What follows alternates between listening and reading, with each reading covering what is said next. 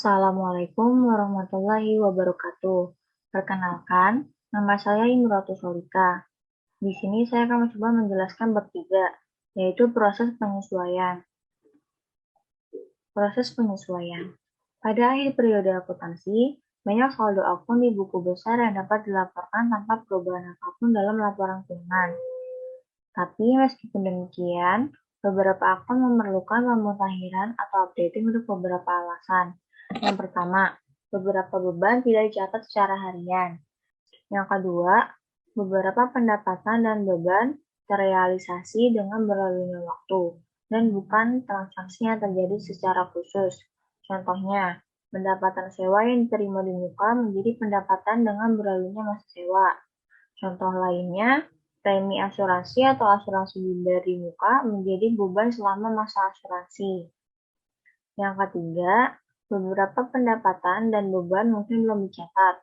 Contohnya, perusahaan telah melakukan penyerahan jasa kepada pelanggan, tetapi belum ditagih atau dicatat pada akhir periode. Contoh lainnya, perusahaan bisa jadi belum membayar gaji pegawainya sampai bulan lewat periode akuntansi, meskipun pegawai telah bekerja dan berhak atas gajinya. Analisis dan pemutahiran akun-akun pada akhir periode sebelum laporan keuangan disiapkan disebut proses penyesuaian atau adjusting process. Ayat jurnal yang memutakhirkan saldo akun pada akhir periode akuntansi disebut AJP, ayat jurnal penyesuaian atau adjusting entries. Seluruh ayat jurnal penyesuaian mempengaruhi paling tidak satu akun laba rugi dan satu akun laporan posisi keuangan. Jadi, ayat jurnal penyesuaian akan selalu melibatkan akun pendapatan atau beban dan akun aset atau liabilitas. Jenis transaksi yang memerlukan penyesuaian.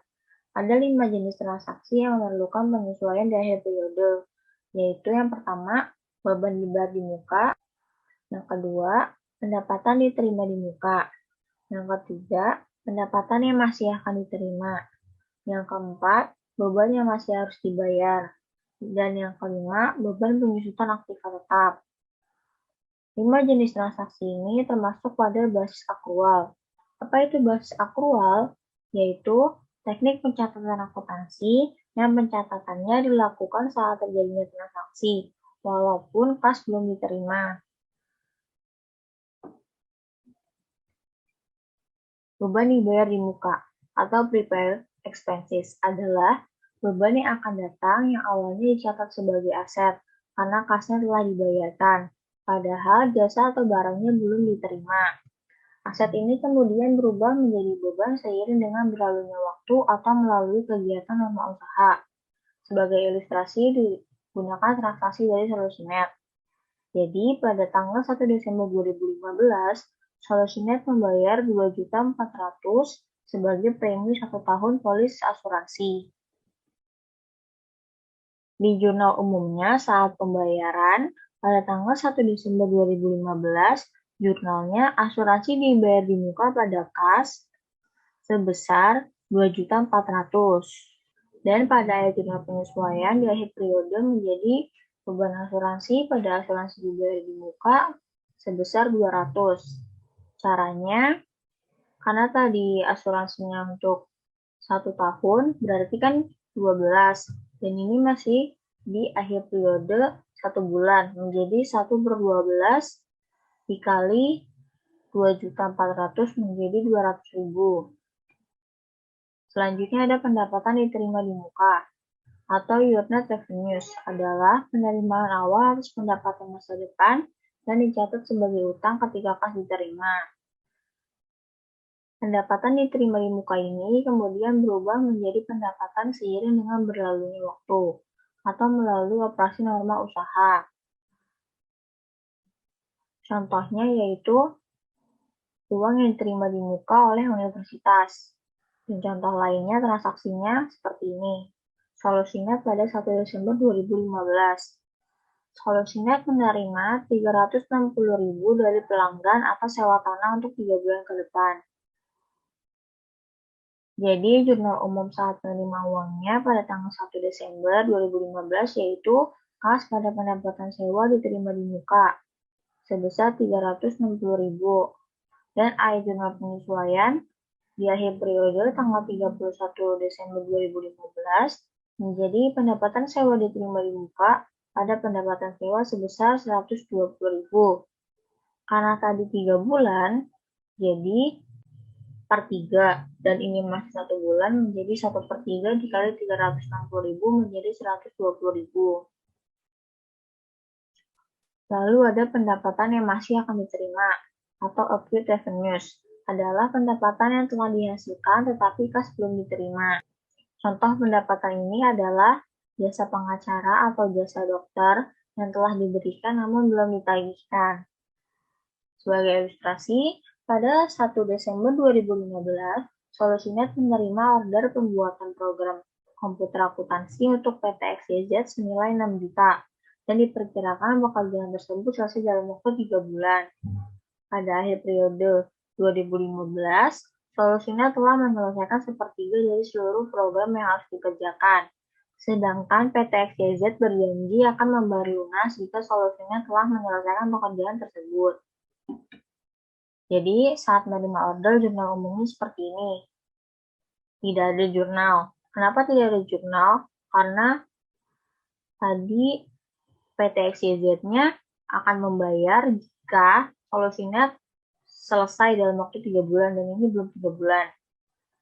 Dan ayat jurnal penyesuaiannya di akhir periode, yaitu tanggal 31 Desember 2015, jurnalnya piutang usaha pada pendapatan jasa sebesar 2 juta. Dari 1/3 dikali 6 juta, menjadi 2 juta.